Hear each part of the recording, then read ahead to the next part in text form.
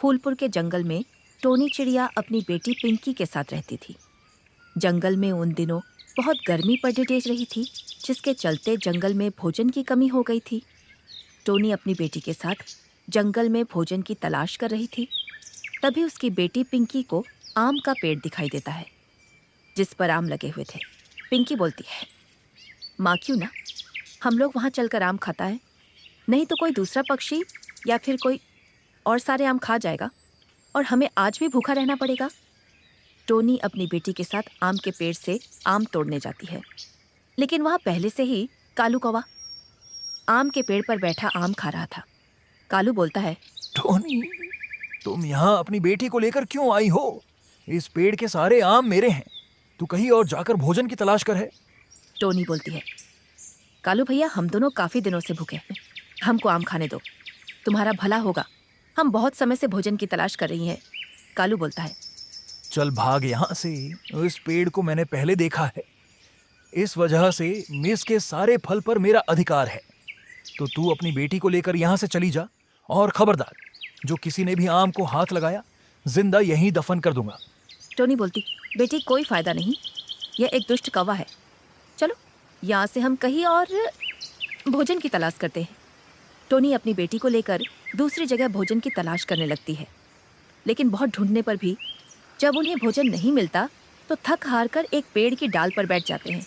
हे प्रभु, आप ही कोई रास्ता दिखाइए मुझे, मैं किस तरह अपनी बच्ची का पेट भरूं, कुछ समझ में नहीं आ रहा। अनाज के एक दाना भी कहीं दिखाई नहीं दे रहा है।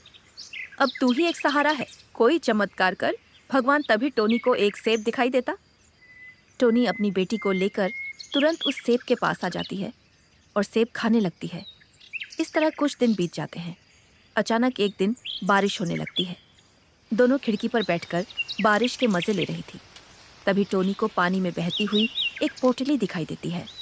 अगले दिन बारिश रुकने पर जब टोनी घर से बाहर निकलती है, तब उसके घर के बाहर वही पोटली दिखाई देती है जो कल पानी में बह रही थी। टोनी उस पोटली को खोलकर देखती है तो उसमें बहुत सारे तरबूज के बीज थे।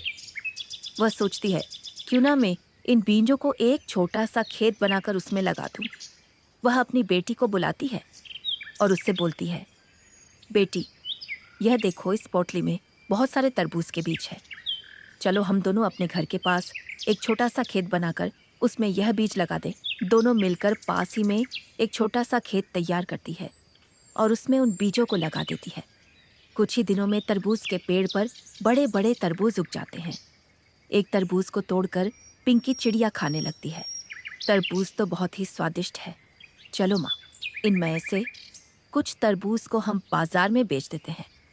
टोनी बोलती है, हाँ बेटा, तू ठीक कह रही है, ये तो बहुत सारे तरबूज लगे हुए हैं, इतने सारे तरबूजों का हम लोग क्या करेंगे। चलो मैं और तुम मिलकर कुछ तरबूज बाजार में बेचते हैं।